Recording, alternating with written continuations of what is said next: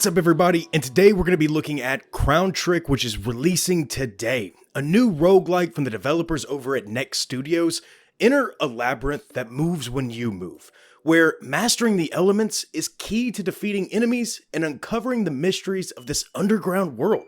With a new experience awaiting every time you enter the dungeon, let the power bestowed by the crown guide you in this challenging adventure. And man, oh man, let me tell you, when this game says it's challenging, it's not kidding. This is Dark Souls eating your ass and Bloodborne pimp slapping you. This game has its RNG turned to the dark side that honestly not even Anakin Skywalker, Luke Skywalker, and Ben Kenobi could return it. With 2 hours into this game, I was able to beat one boss, move to the next floor, just to die and never be able to see that floor again. But I think I get the gist of it enough to review it. So the main mechanic of this game is an interesting one. Of course, being a roguelike, it's randomly generated each time you enter the dungeon.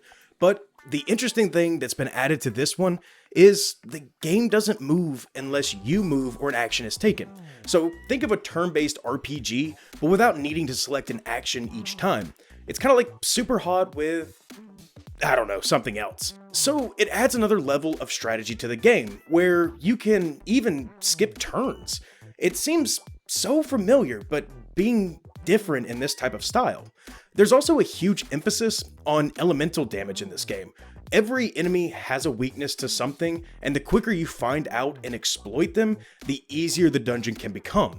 You can find out their weaknesses by hovering over them, but just hope that you have a way to exploit it.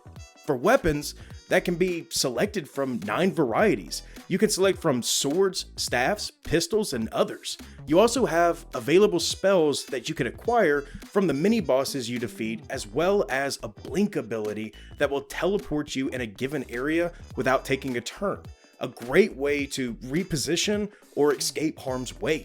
But from that, let's talk about how you can upgrade yourself. Every time you die, you're returned to the hub where you can find a select group of people that you've saved from the dungeon. One that I was able to save helps you with your elixirs that can heal you in the dungeon, giving you upgrades like more uses and increased potency. The other is the banker that allows you to hold on to more of your soul shards and collect more gold while in the dungeon. I'll touch more on the currency in a second, but I feel like that in the way that it's progressing, I would believe that the others that you can save will probably have upgrades for your weapons and spells that are later down the line. Now with the currency that I just mentioned, soul shards are collected through the dungeon, mostly by finding them in chests and defeating the mini bosses and main bosses. The soul shards are only used to upgrade yourself when returning to the hub. But you can only keep a set amount when you re-enter the dungeon unless you buy the upgrade from the banker to hold on to more of your soul shards each time. If not, the remaining will vanish. Gold coins will be collected from enemies' chests and breakables all over the place. Gold coins can be used at the shopkeep after each boss defeat to obtain relics, weapons, and scrolls to help you in your journey. Then there are the slot machines and the loot drops. Wouldn't recommend them. I've never had any luck. The gold coins are lost after you die, unless you buy the upgrades from, you guessed it, the banker. Graphically, the hand-drawn elements are nice, but the game's graphics seem light on colors, more browns and grays, but honestly, that could just be the first dungeon, so I can't really say for sure. Music in this game seems well suited. It's not really brought to the forefront for me, or really motivates me in this game, but it is a very nice suit. So, an incredibly difficult roguelike dungeon crawler that will push you to your mental breaking point. Sign me up! This is a wonderful addition to the genre, and any fan will be happy and have fun playing this game. Crown Trick is out now only for PC, sorry Mac and Linux users, but if you are interested, there is a link for the Steam page down in the description, as well as our Discord channel.